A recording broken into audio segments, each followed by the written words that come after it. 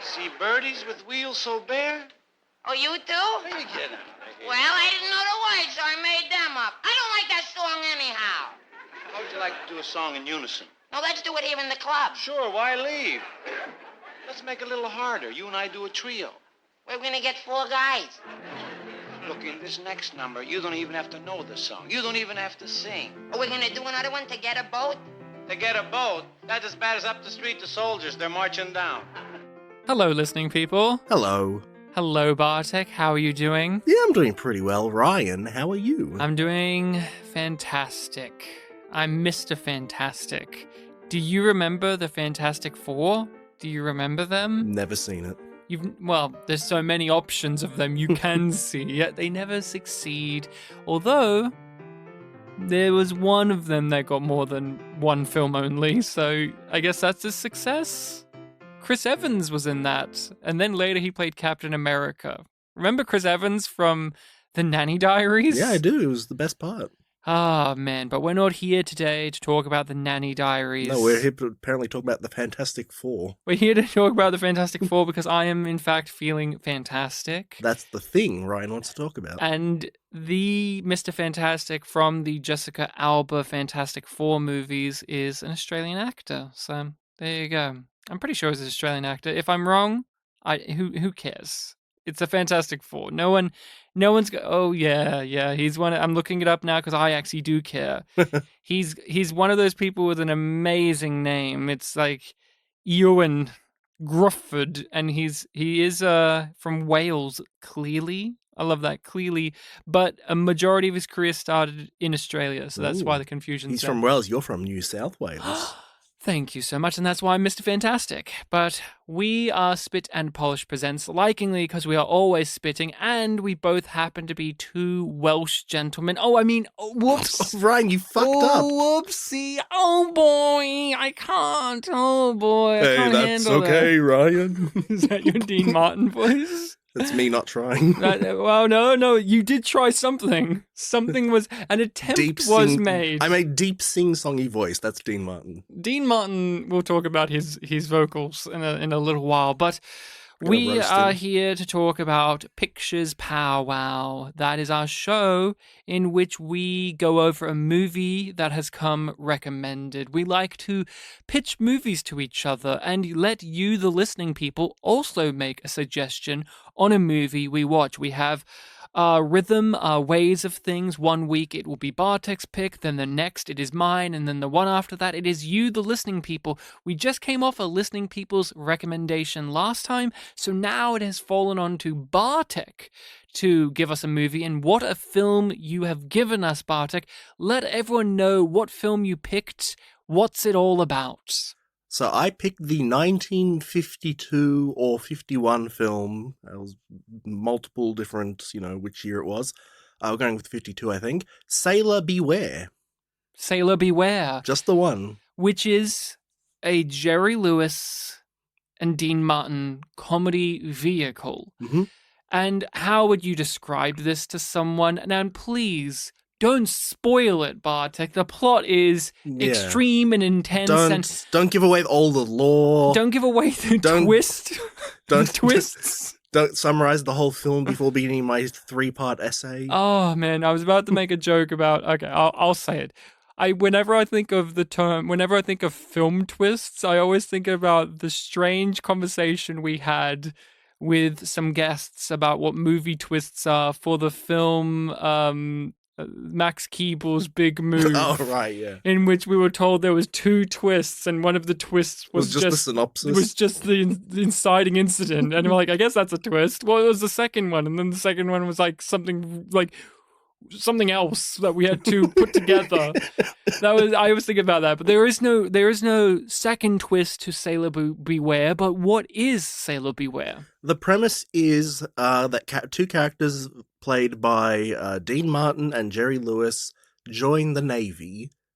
Mm-hmm. And you see them in the Navy, and you see them stop over at Honolulu as part of the Navy. And just a lot of things happen while they're in the Navy. And don't fret, they never face actual military combat or shenanigans. There is no enemy that they have to be. There is no there is no submarine battle or this or this or this. It's basically the Navy during the 1950s period is just a landscape, just a foundation, just a framework, just something for these two comedic figures to do their bits on. Yeah, that's it.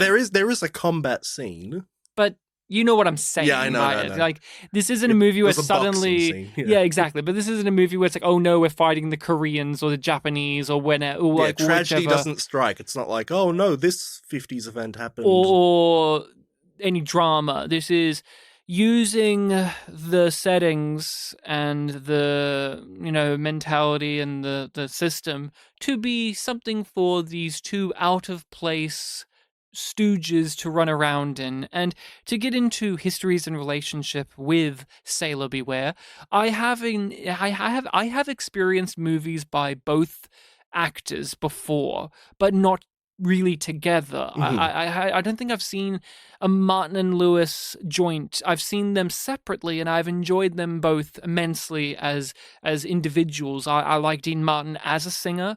I like him very much as an actor, and he was a very good entertainer. He would have the roasts, the comedy roasts, and all of that, and he was just a charming fellow. You can tell why he was and / is one of those guys that still carries the legacy that he does. He was an entertainer, a showman through and through, and he carries that swagger into this as well. While Jerry Lewis, he's someone that I think, and definitely this film plays into it, he had a persona. Yeah. He had the geeky, shrill, Dr. Frankian persona that we've seen be referenced time and time again, but during his lifetime, he was able to stretch out that and make it known that he was not the screen presence that you saw. Like Jerry Lewis, the real life man, was very, very different, and we did get to see that in movies, especially something like the King of Comedy, in which the Scorsese film, where he plays more of an authentic version of who he was in his life. But Jerry Lewis is, a titan in the industry and someone that I've obviously seen work from, like the original Nutty Professor and things like that. And I always forget the one where the bellhop. Is it just called bellhop? The one where he's like a bellhop and there's like barely any lines of dialogue, and you can tell Rowan Atkinson watched this and made notes. I haven't seen. I don't know. During it, but he was a great figure, but.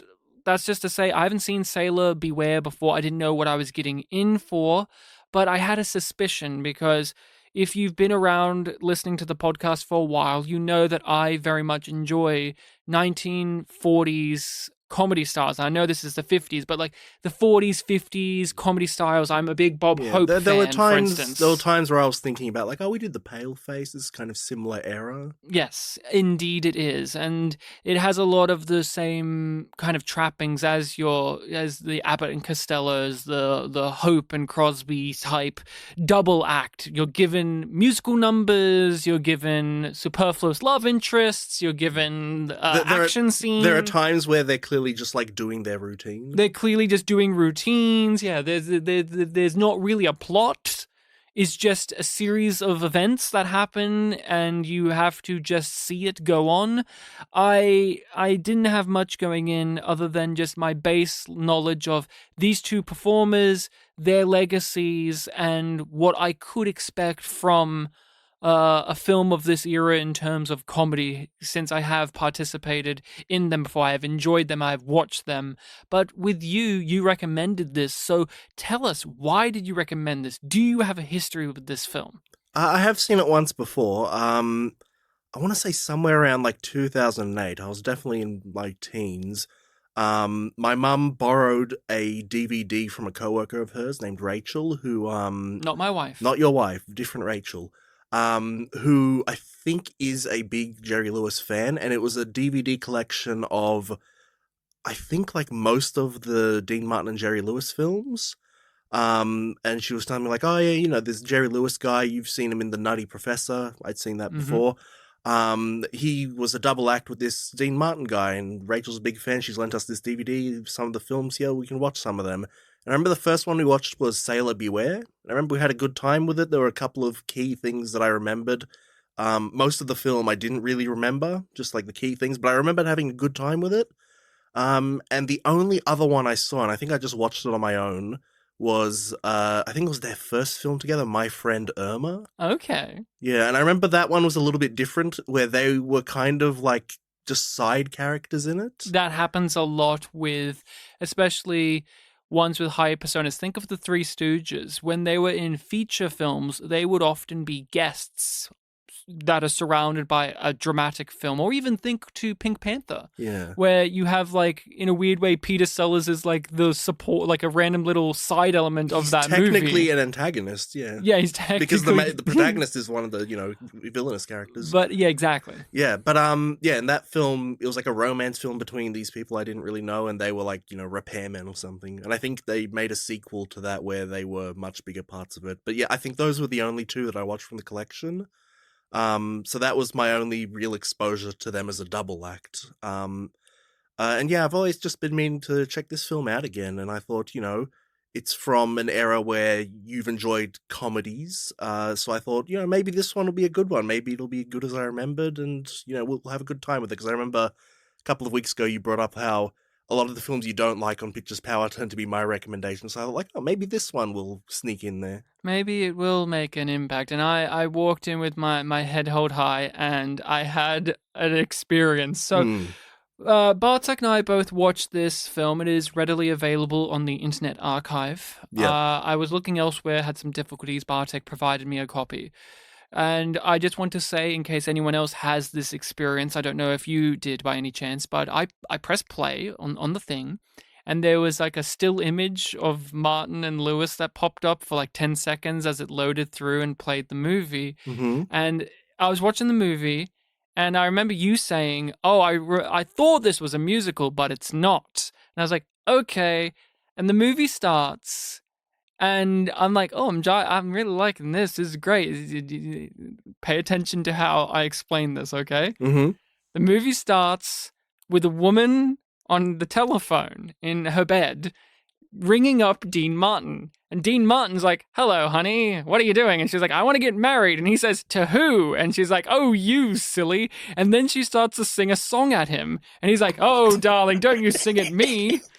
Don't you know that I'm the one that sings in this relationship, that he sings back at her? And I was like, what's in this movie? I'm like, I thought Bartek said this wasn't a musical, but all right, here we go. I'm watching this, and we're following Dean Martin being like a sleazy playboy. And I'm like, great. I wonder when Jerry's going to come in. But then the opening credits came on, and it said The Stooge. Okay. And it auto-loaded the next film in the list of the Internet Archive. Right. But since it wasn't immediately like, it's The Stooge, I was watching it being like, all right, Bartek, here I go. I'm going to watch your Jerry Lewis, Dean Martin film. Here's Dean.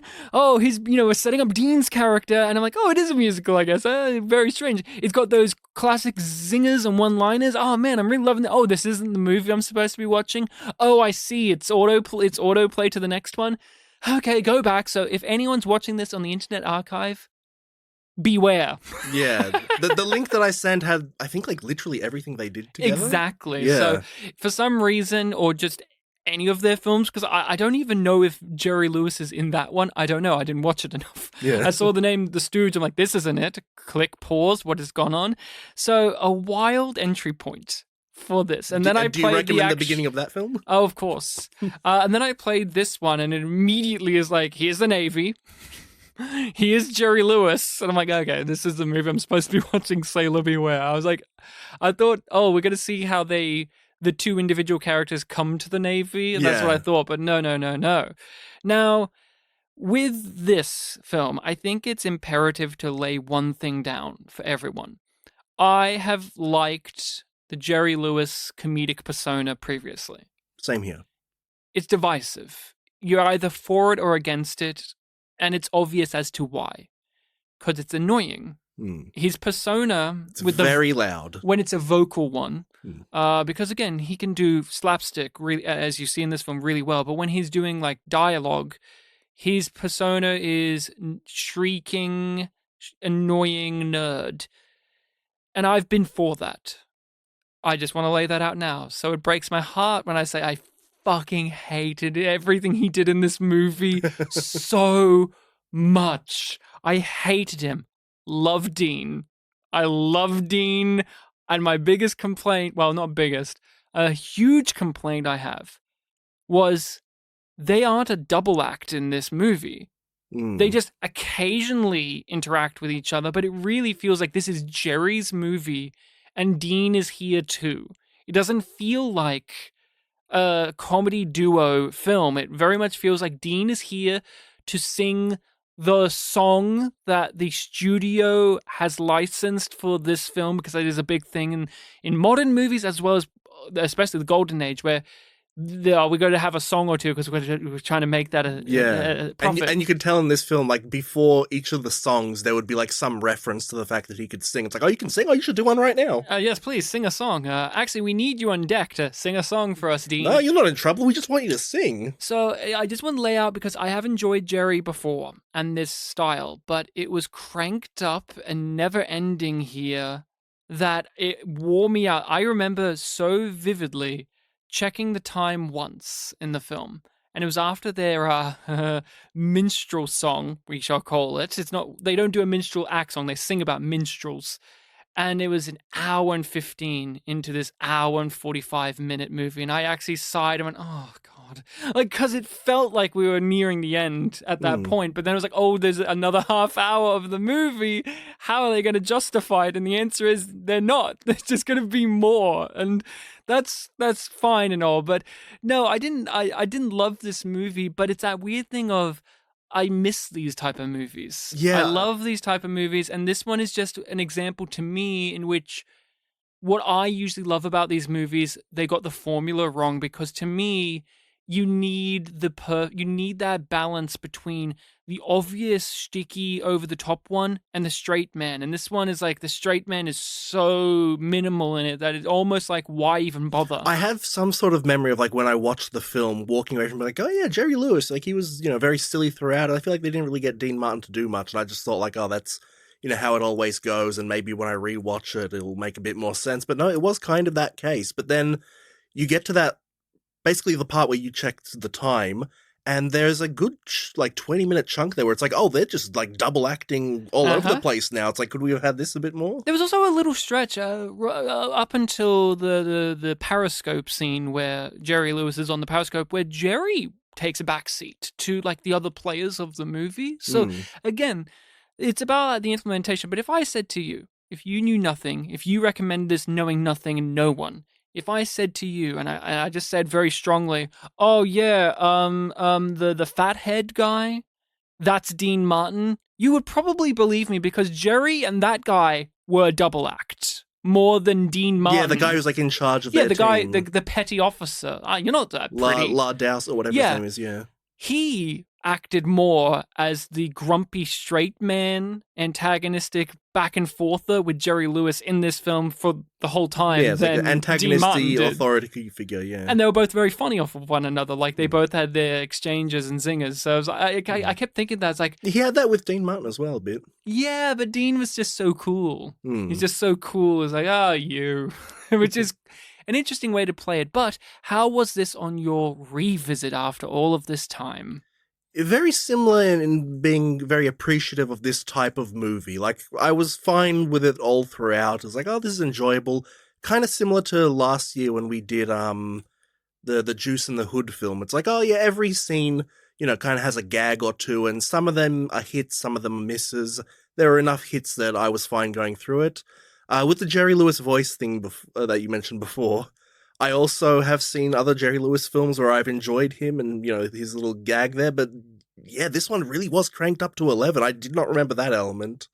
It's a lot, because the character himself has no redeeming features to help even out the voice. He is, in fact, an annoying, hypochondriac, selfish character, and the most you get is he kind of has a crush on a girl, but even that is not really what the movie's about. Like, you can't be like, oh, well, this is like, he falls in love with a girl and they have back. It's not that type of thing. Yeah, It's just he's not mean-spirited. No. Really. He's very innocent, but at the same time, exactly. No, that's exactly it. He's not mean-spirited.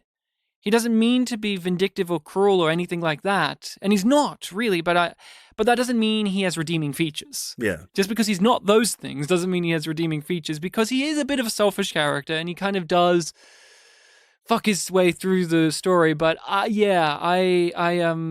was just wondering a bit more about, like, with yourself having to come back and revisit this after all of this time.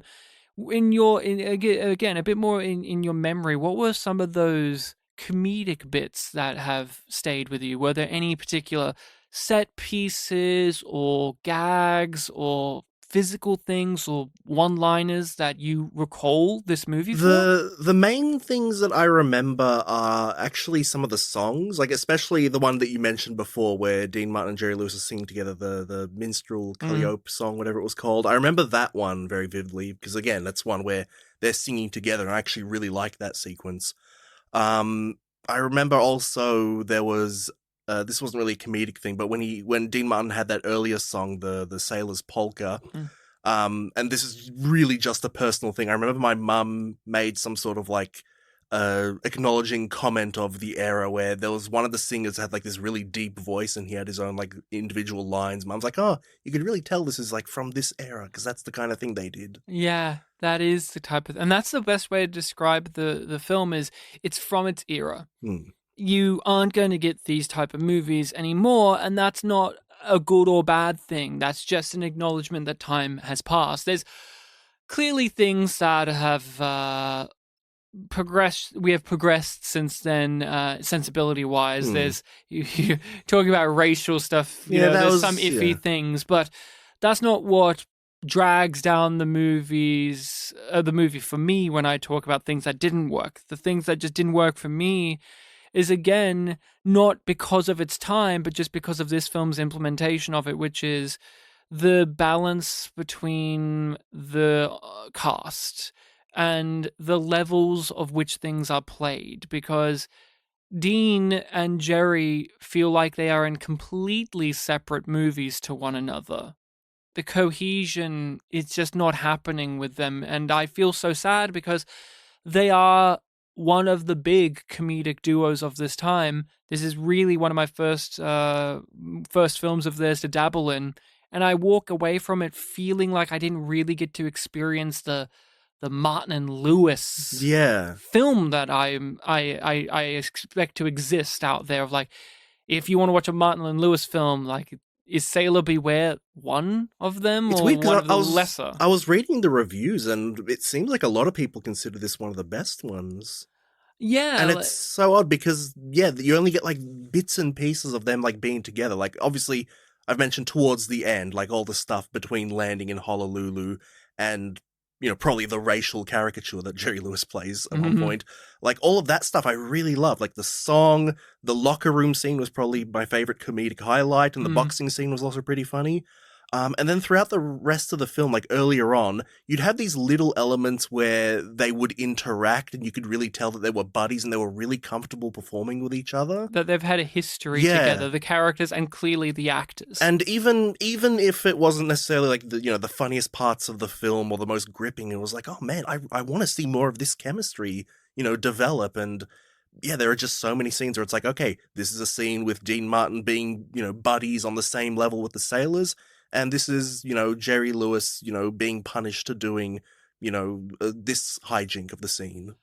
They, just to, again, keep talking about their relationship, their comedic relationship of Dean Martin being the ladies' man, cool guy, straight shooter, and Jerry Lewis being the cartoon, being the silly one.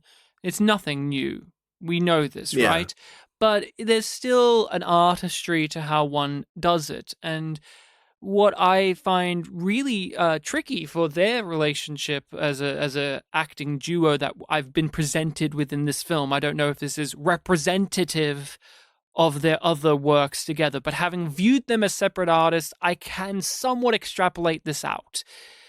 they actually have a tricky thing that they're doing, which is Jerry is, a scene stealer, no matter what. He's so attention grabbing and so loud and so overt. And that's good in itself, and that can work, and you can have a straight man play off of that.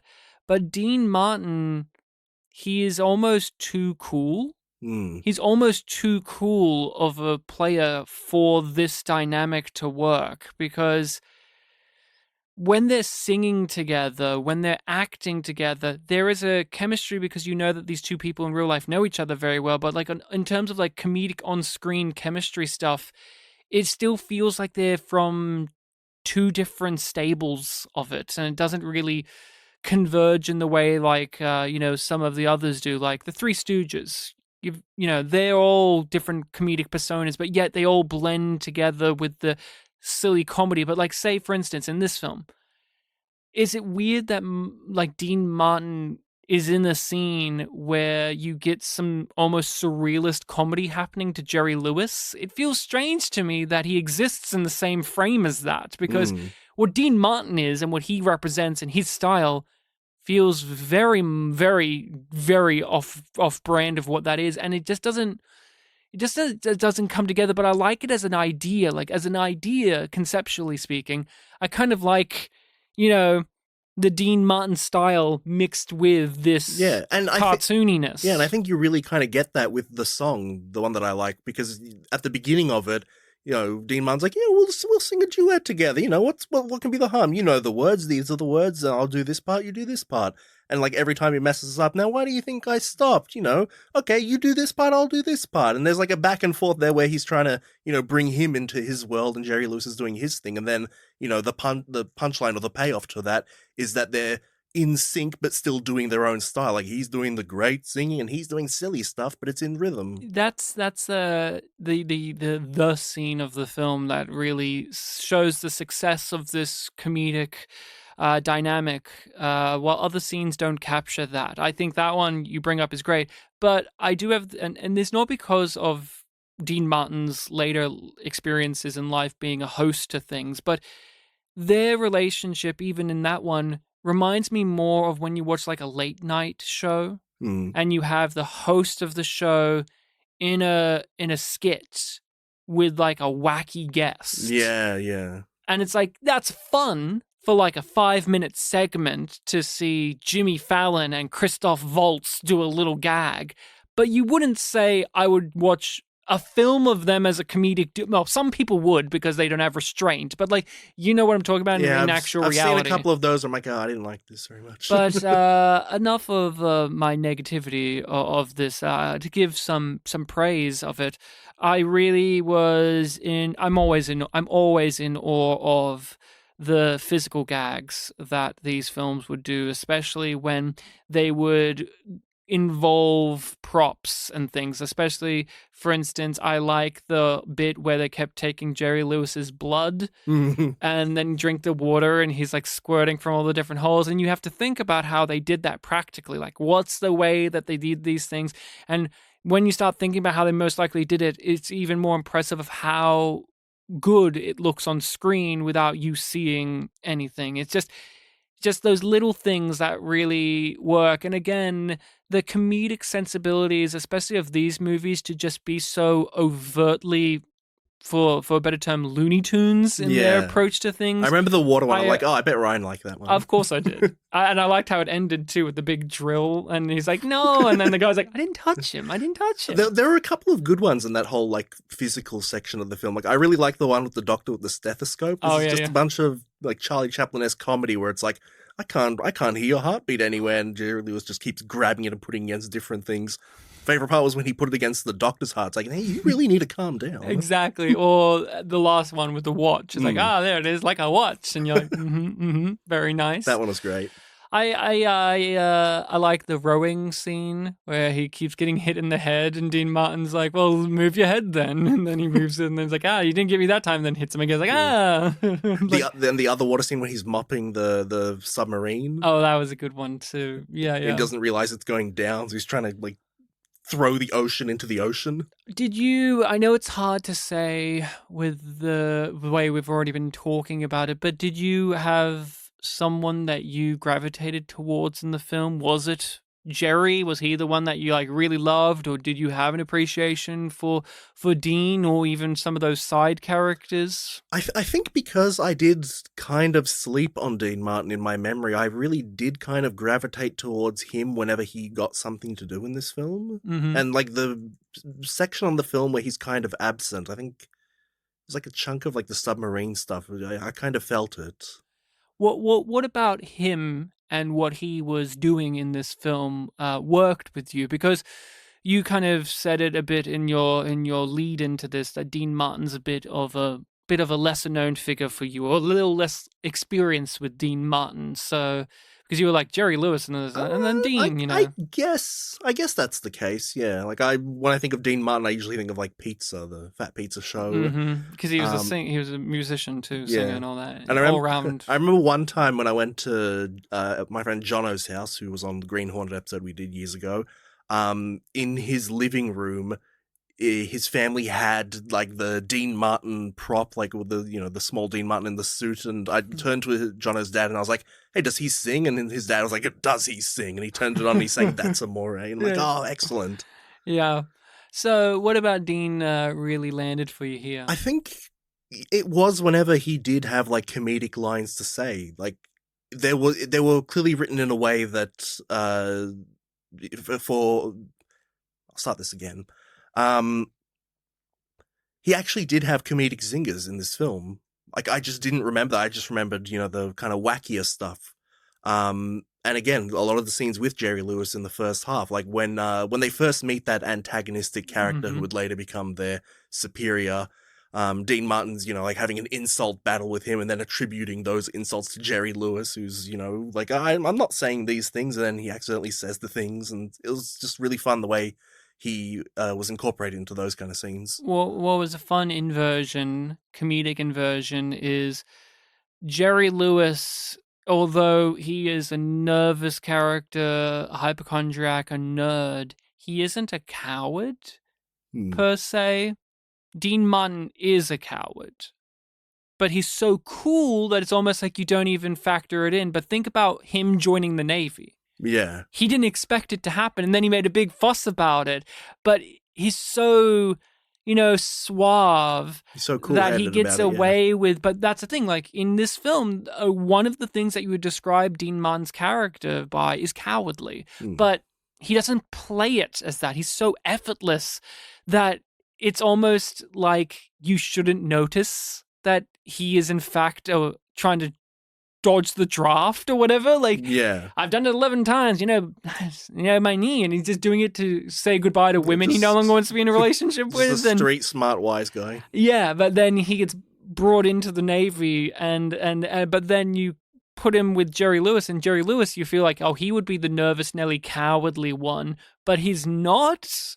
He's just an idiot, which is he actually did want to join the Navy.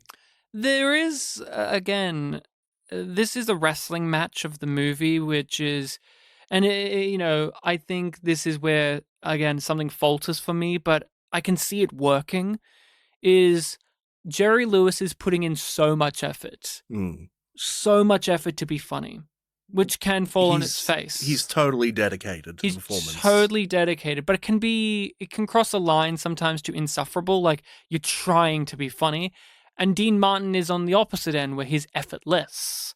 He's barely, like, it looks like he's barely putting in an attempt, but in a way that was funnier to me. It was funnier to me, but again, this is, I can see maybe in another movie of theirs that could work for me, that being the success of Jerry is screaming and doing all these physical gags, pan over to Dean Martin just shaking his head. That type of thing. Yeah, just a subtle shake of the head, or just, leaning over to someone and being like, get a load of this guy. And that being like the punchline at the end of it. Very traditional straight man, yeah. Very traditional straight man. And again, I like although this wasn't this film, but just the idea of what happens if we got a nerd and a lounge singer and made them a comedic duo is brilliant. It is a brilliant thing. what were some other successes here in Sailor Beware, or bits that you gelled with, or things that you want to give some positives to? Well, I've already mentioned my favorite scene was the locker room scene.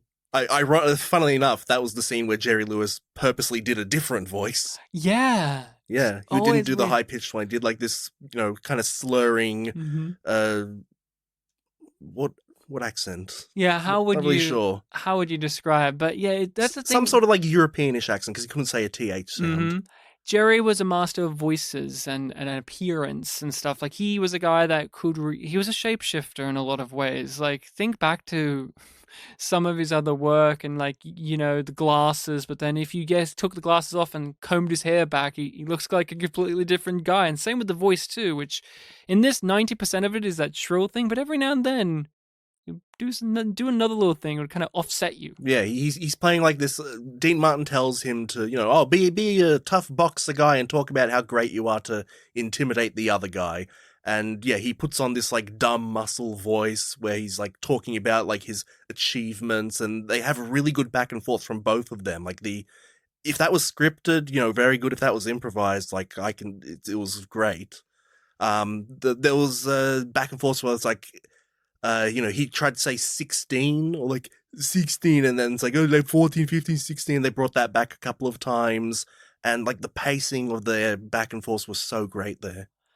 The film is often noted down for being one of the first appearances of James Dean. He's a minor bit player in the boxing scene. He has like one line, but, kind of helps cap out the thing. And I find it so fascinating that, like, that's a thing that the film is heralded for and remembered for, but it is James Dean, like, one of the greats. And when I was looking up the film and reading reviews, and many people, like, who are watching the film now are not going back to this film per se because it's a Jerry Lewis and Dean Martin joint, but because it's got Dean in it. I actually saw a lot of those reviews. Like, wow. It's got James Dean in it. And so it's like, it's always cool when that happens, where you're like, oh, so this is why this film is getting this attention towards it, because someone in it that isn't one of the mains became successful in their own right later on. Yeah. I have to say, I don't think I've really watched much of James Dean. I've never seen Rebel Without a Cause myself. He's always been one that has eluded me, escaped me. There's certain golden age or 50s era movie stars that I just have never really gone too deep on, and he is one of them. So in a weird way, this is one of the few of his I've ever seen before. Yeah, I'm the same. Last week, we were hanging out off pod and we were playing some board games, and our friend Reese was there, and he gave me like sort of charades thing where the answer was James Dean. And my first response before I could remember his name was like, oh, it's the guy that Tommy Wiseau likes. It's also someone who's like, separate from me. I haven't really seen anything of his. That's true, but I did like the periscope scene in which Jerry's stuck on the outside as it's descending, and they're looking through it, and they're like, what is it? What is it? What is it? It goes on so long that it kind of loops back around to being funny again, where it kind of gets tedious and annoying. But it keeps going and going and going and going. And I like that. Like, it's a risk, because a lot of the jokes in this are machine gun. Like, bam, bam, bam, bam, bam, bam, bam, bam. But that was one where they're like, let's put the brakes on this and really fucking stay in this gag. This obvious joke for so long. It feels so long that it does come back around again. Now, talking about, like, pacing of things, that is, again, one of my other problems with it, is this movie is nearly 2 hours long. There's no reason for it to be this long. There's no reason for it to be this long. As great as, like, as much as I've praised the things, and clearly you've enjoyed the comedy of it more, to me, it just doesn't have enough going for it to justify being more than 90 minutes. Heck, most of its contemporaries that I appreciate are like 80 minutes long. It's that, get in, get out type of thing. But this one, I feel it's a bit flabby in places, and a part of that is of its time again, where I said it before, but there's certain mentalities and or business decisions of the time that are in this that just in the end drag it out, such as the songs, for instance. Like, there are some I like for sure, but there are some that just exist because it's if you watch a film from this era, there's going to be a song.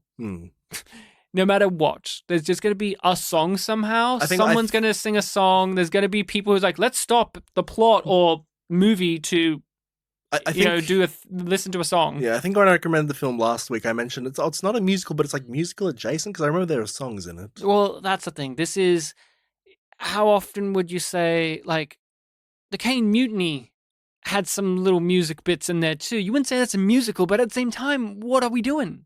Yeah, musical numbers. Musical numbers, because we are sitting down and watching a musical number happening on the screen.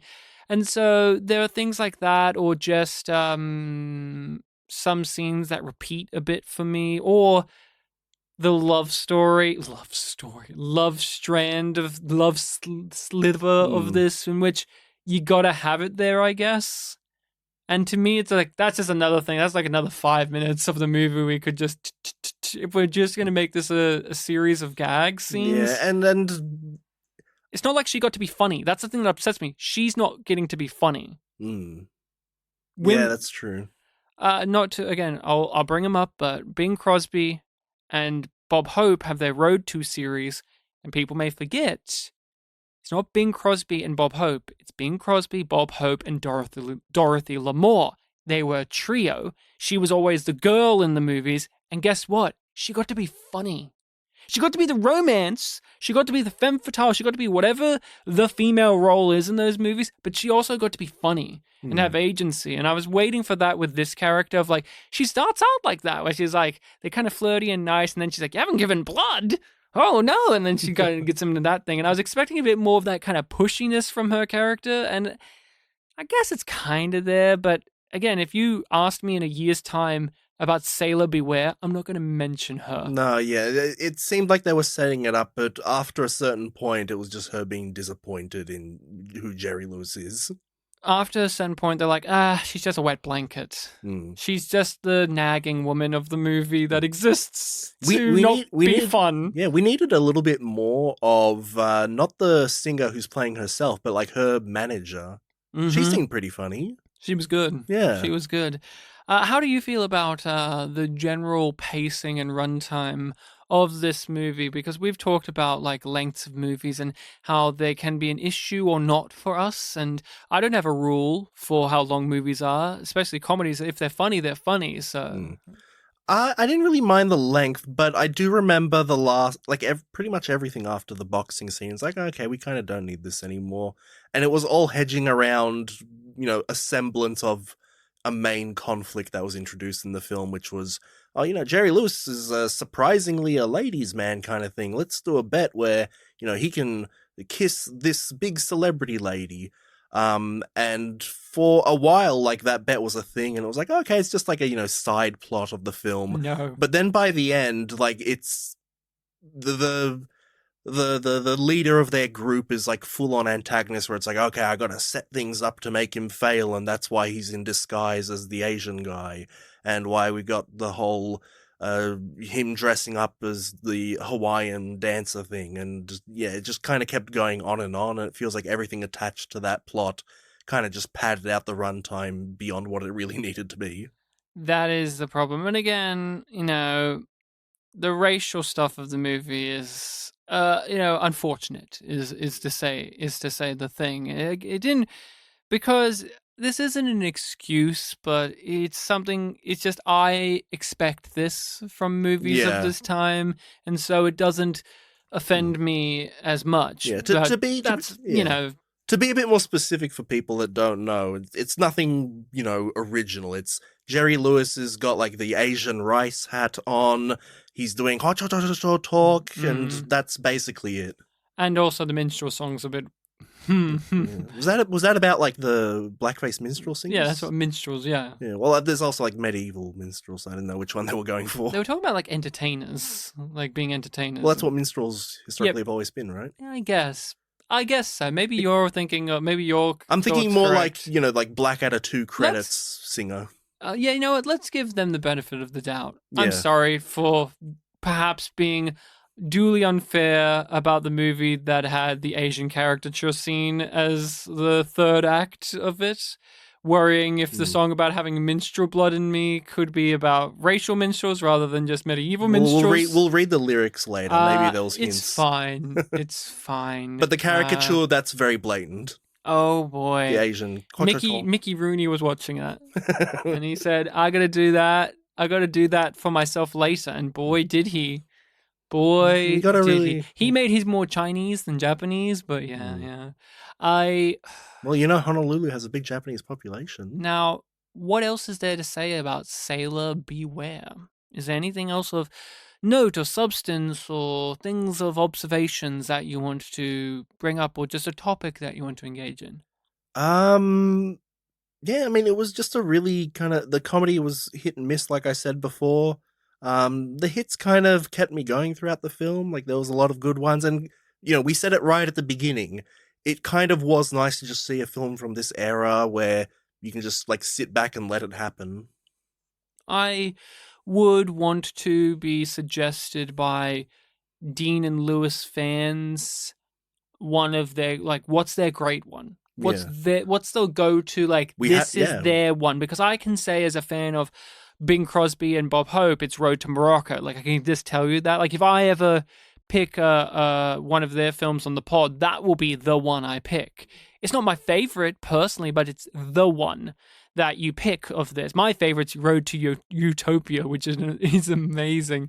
But you get what I'm saying. Yeah. I want to hear from the fans of these two, what is their film that you would hold as the best one? And we have the archive link. It's probably one of those. Yeah, is it Sailor Beware?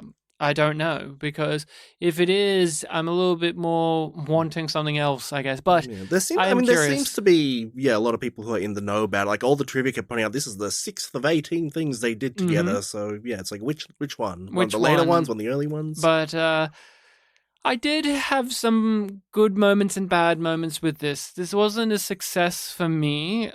It was an endurance test at times, just because the shtick of Jerry Lewis is an acquired taste that I usually have been able to swallow, but this one, it was too much for me. They were pushing it very far. I didn't quite hate it, but, you know, even I was like, I feel like I'd be forcing myself if I was defending it. If it wasn't for some truly amazing slapstick that he presented in the film, I would be concerned about his comedic talents, because if it wasn't for, like, again, those amazing slapstick stuff, I would say to you, he just has a funny voice. That's it. Mm. Is that it? Is that all he has? Is just a silly voice, which is one of the lowest entry points to be funny, is just to be like, did I do that? You know, that type of thing.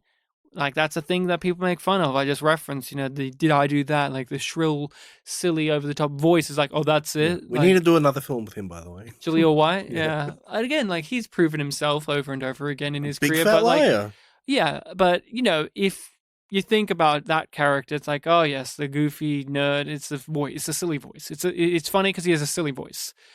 I'm sure there's other great things about that performance, but culturally speaking, it's the fact that he has big glasses and a silly voice.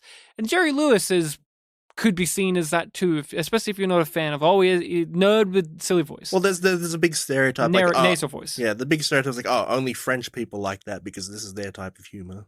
I kept thinking about Rick Moranis during this, just because, you know, Rick Moranis is like another, like Jerry Lewis, nerdy guy, over the top. I think of him in Ghostbusters, in which he is fucking cranked up to 11. He's like from a completely different movie than everyone else in Ghostbusters, and yet he works so well. So again, it's about the balance of things. I've enjoyed, as have you, Jerry Lewis and other things.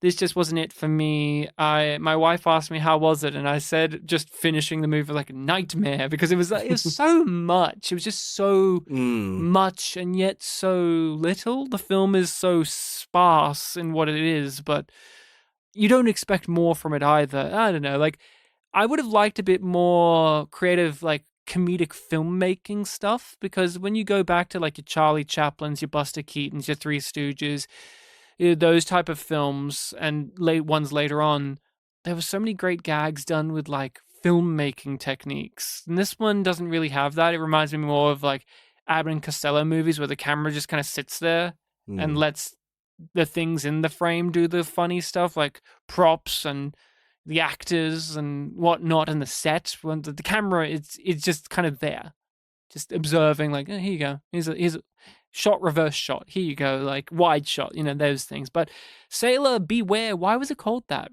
Bartek? Why was it called? Why did they choose that one? It's a good question. We didn't get a semi-title drop until like the last line of the film. Mm-hmm. My mother always told me to beware of sailors. Beware, but sailors. But in this one, it's just one. Yeah, just Sailor, Beware. It's such a interesting title. I was waiting for it to have more meaning for me, and then it didn't really come in the movie. But that is Sailor Beware. I would say that this is not a recommendation from me, especially if you've never ever watched a Jerry Lewis movie before. This is not a great entry. For Probably myself, not, yeah. If you're older, it's probably not a great entry point. For you, it was a success at a younger age of having like consuming stuff. It landed for you, and that's good. So you have had real life experiences where maybe contradict you what I'm saying right now. I think literally I would say listen to any of his lines that's not in the locker room scene. And if you can tolerate that voice, then yeah, it'll be a recommendation. If it's not, probably give this one a skip. If you're in the middle, though, I would also recommend it. Do we have a comedian nowadays that's a movie star? Which is hard because that feels like they're not as big now. That thing is, they are an annoying voice that is someone you like. Adam Sandler does it a bunch. Adam Sandler. He has maybe? these annoying voices. A lot of people. I enjoy them. A lot of people say that about Tyler Perry as Medea. Tyler maybe? Perry. Yeah, I can see that. Well, maybe I'll answer that with my recommendation. Mm-hmm. My recommendation is a musical. Cool. We're back in it, guys. This one's a real musical. one. This one is a full one. And it's got someone who looks like you. Oh. Someone who looks like you. We're going to do Tenacious D's The Pick of Destiny, which is Jack Black, of course, who has a voice in particular that is very noticeable. He's a very specific type of voice. Are you familiar with Tenacious D themselves? That's only a little bit. Yes, the comedic band of Kyle Gass. Is this the one that you've shown me a clip of that has Beatles in it? No, that's Walk Hard, the Dewey Cox story, which is a John C. Reilly parody or spoof satire film on like biopics. No, Tenacious D, The Pick of Destiny, you'll have to see for yourself what it is, but Tenacious D, comedic band, rock band stuff. Their big song, of course, is like Tribute, aka This Is Not the Greatest Song in the World. Kyle Gass and Jack Black, obviously, they've worked together for many things. We've seen them separately on the show. Yeah, I've seen them separately. You weren't in the Wild Hogs episode. No, but and in the episode, I didn't know it was him. But Kyle Gass played a weird role in that. Yeah, and so that is what's up next. Tenacious D, The Pick of Destiny, and I'm just going to say for you, because I know this is going to happen in the next episode. I want to discuss it. Okay. Watch the first scene / number. Okay. More than once, because I feel like I'm going to talk about it a lot. Okay. And I want it just to be a thing in which you can be a little bit more like, okay, I'm on the wavelength of this, because I feel like I'm going to talk about it a bit.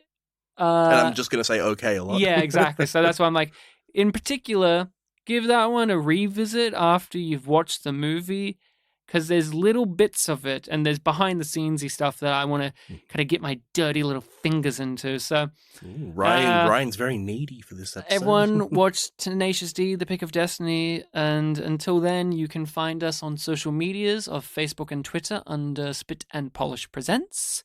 All of this is in the description of this episode, as well as our email address, which is spitandpolished@gmail.com. And what can people do with that? They can hit us up and talk to us, but what else can they do? They can CC us into other emails. Did you look it up? I was right. It was BCC. BCC, that was 3 letters. Mm-hmm.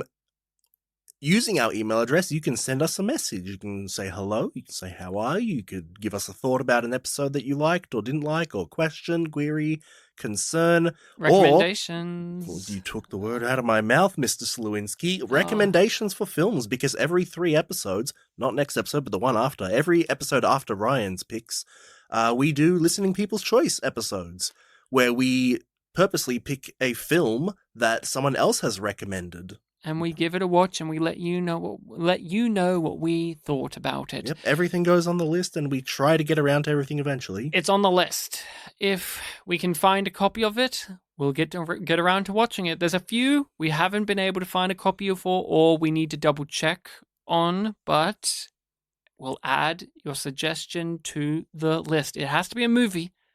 And that's all. So thank you all so much for listening again. Remember to be kind to each other, or else Jerry Lewis's estate will release the film. You know the film I'm talking about. The day the clown laughed. Not Cried, live. I kept thinking about that during this movie. I was like, yeah. I was seeing Jerry Lewis running around screaming. I'm like, yeah.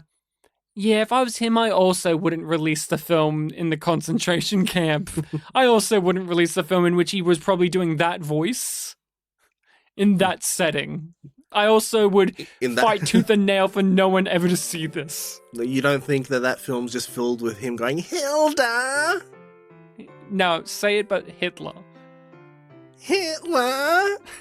Oh, come on, Hitler! You fathead! You know what? I take it back. Release it. Put me in it.